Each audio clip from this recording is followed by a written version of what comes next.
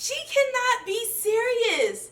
What stylist says that? Hey guys, it's Traeh and I'm back with the Natural Hair Horror Story, you guys' favorite here on my channel. But if you're new and this is your first video of mine that you are watching, thank you for coming over. I hope that you stick around, girl or boy, you know, because I don't discriminate. But I would love for you to stick around. I do a series here on my channel where I allow you guys to email me your craziest, and it gets pretty crazy, okay? It gets crazy. Your craziest natural hair horror story, and I feature it, and I have a whole playlist. So if you like what you see, you might as well binge watch, okay? Because once you watch one, you're gonna wanna watch another and another and another. So I made it easy for you guys. I just put them all in a playlist so you can binge watch. Go get your snacks first, girl. I warned you, go get your snacks, kick back, relax, and just binge watch, because there are so many natural hair horror stories on my channel, because unfortunately a lot of us have been through some crazy with our hair. So I like to use my platform to share these stories so that hopefully you guys don't experience the same things, because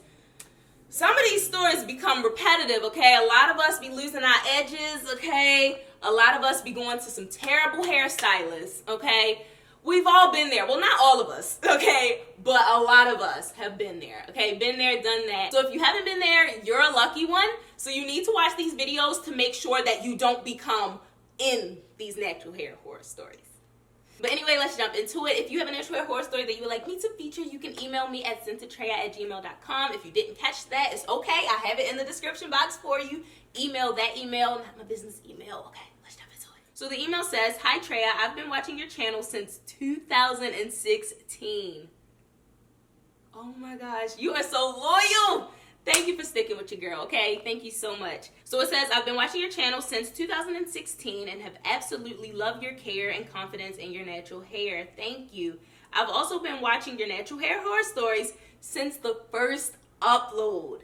I have been debating on whether or not to send in my own horror story for months now and just decided to do it. My story isn't extravagant or bloody, because some of the stories, you know, there's blood involved. But anyway, hers isn't like that, okay? So if you're eating, you're good, okay? You're good. My story isn't extravagant or bloody, but it could help to raise awareness, because, girl, do we ignore red flags? We do. The red flags be all up in our face, and we ignore them. So, yeah, we do that. We do that. When I was freshly 14 and in the 8th grade, I decided that you only have an 8th grade graduation once and thought that I should go all out, of course. My parents agreed, and my father quickly forked over the money for the dress, heels, and a hairdo. Okay, Dad. My stepmother doesn't have any daughters, and at the time, her son was only a toddler, so she jumped at the chance to do something girly with me. I didn't know much about hairstylists or the harm that could be done if you went to the wrong person. Okay, say it again for the people in the back. So I just trusted everything my stepmother said. She chose a woman in Chicago to do my sewing. I believe the stylist was a woman who worked in the same shop as my stepmother's stylist. I had been wearing my hair in a fro, like straight fro, no product, and so of course it was dry and I just wasn't appreciating my hair. But I, of course, knew I wanted the least amount of heat on my head. When the day for me to get my hair done came, I showed up to the shop on time, getting dropped off by my stepmother, and sat and waited for my turn. It wasn't too bad a wait, since the girl she was working on was almost done, so I pulled out my phone and entertained myself. Soon enough, the woman, let's call her Grape. Why are we calling her Grape? Let's call her Grape, asked me to sit in a chair, and she blow-dried my hair.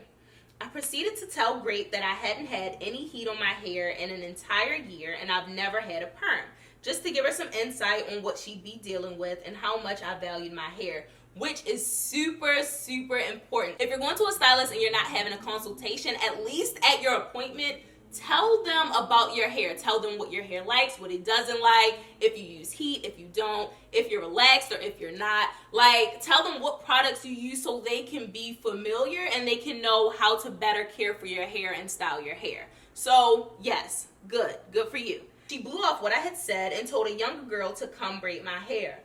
The braiding was painless and quick, but I did notice that she didn't oil or even grease my scalp. It came time for me to go back under Grape's hand, and I made sure to follow everything she told me. I told Grape that I wanted a side part, and she proceeded to tell me that I hadn't brought enough hair. I was confused because I had bought 2 bundles and my head isn't big, but I let it go because I didn't know too much about the process anyway. I ended up having to get a middle part, which I wasn't too fond of since I have a lot of forehead. LOL. Listen, us girls with big foreheads need to let it show, okay? I know I'm rocking a side part right now, but I love me a good middle part. I let my forehead just be there, okay? Glistening and shining, okay? Embrace the 5 head, girl, as I proceed to cover mine. Listen, it ain't about me, okay? It ain't about me. After she had sewn in all the hair, it came time to flat iron, and I had regurgitated everything my actual mom had told me to grade. I told her that my mom only approves of the plug-in flat irons. She interrupted me saying I wasn't going to use the other ones anyway. I forgot the name of the other straighteners, but they are extremely hot. With so much attitude that I almost refrained from saying the next part my mom had told me. I asked Grape that before she flat irons my leave out, could she use a heat protectant? And her response was, it's going to get damaged anyways. What? She cannot be serious. What stylist says that? First of all, that's not even true, but why would you not take that extra step to possibly avoid her getting heat damage? Like, why wouldn't you take that extra step? I'm so confused. And she's a stylist.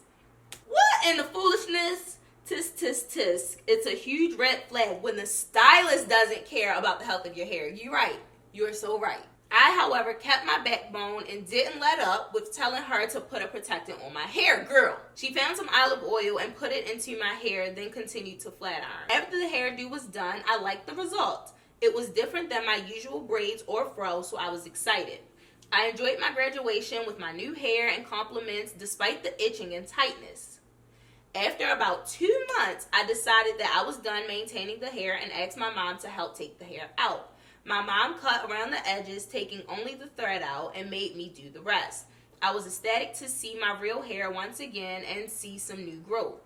My mom took a look at my hair and immediately noticed something was wrong. My leave out was completely heat damaged, and I had huge, jagged, bald spots in the center of my head. I completely noticed the heat damaged hair, but every time my mom tried to make me feel the baldness, I was in such denial that my hands automatically redirected to the longer parts of my hair.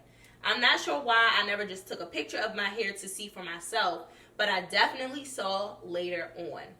A few weeks to a month later, I went to visit my cousin in Chicago with a fro in my head. As I began to wash my hair, for the first time, I felt the shortness of my hair in the middle and panicked.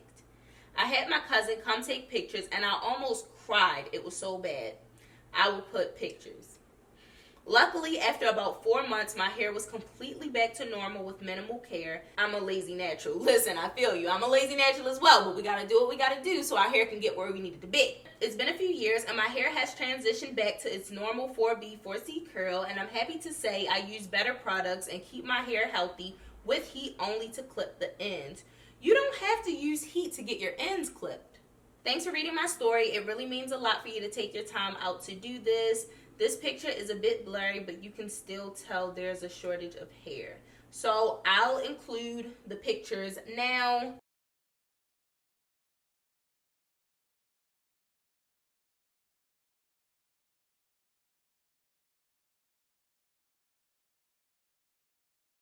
This is a recent picture of me pulling some hair from the middle, former bald spot of my head. Alright, so first off, thank you so much for sharing your natural hair horror story with us. Now, let's get into the details, okay? Let's get into the details. You are so right when you say that a lot of us ignore the red flags. Like, the red flags can be all up in our face, and we just bypassing them, okay? I don't know why we do this. We feel like, you know, it'll get better, or nothing bad's gonna happen, or she did such and such's hair, her hair came out good, so my hair should come out good. Like, we do a lot of that, okay? We make excuses. We just sit there knowing we shouldn't. She doing something wrong, but we just taking it. We just taking it. And at the end, we're like, dang, like, that was a red flag.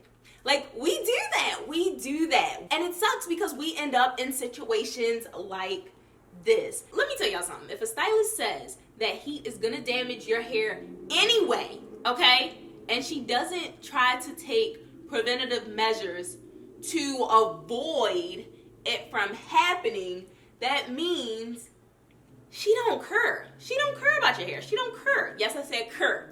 She don't care about your hair because yes, heat can damage your hair.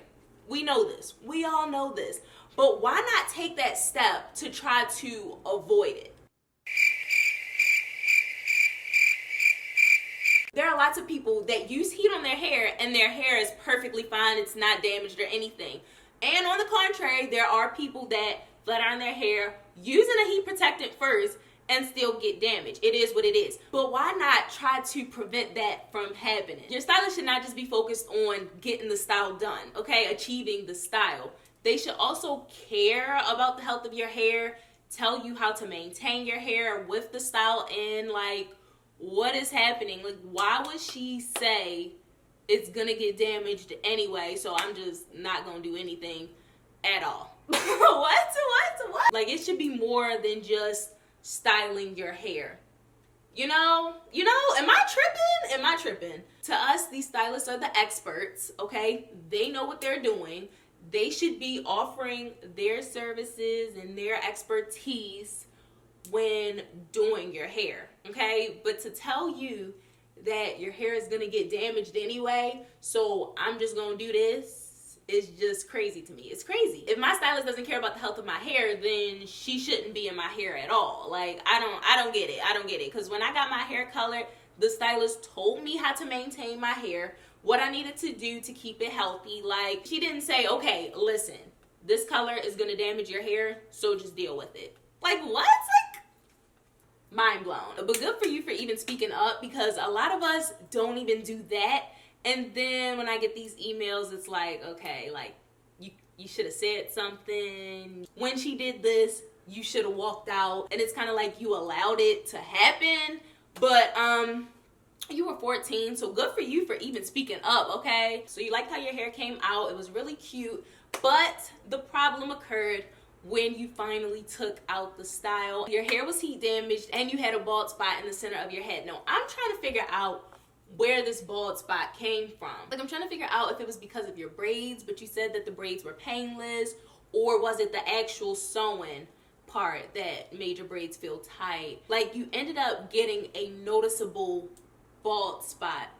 Now, on the contrary, I'm trying to figure out if the bald spot came from you when you were taking out your hair, because you did say your mom cut around your edges and you did the rest. So could you have accidentally cut your hair when you were taking out the thread, or what? But you would have knew because you would have seen your hair.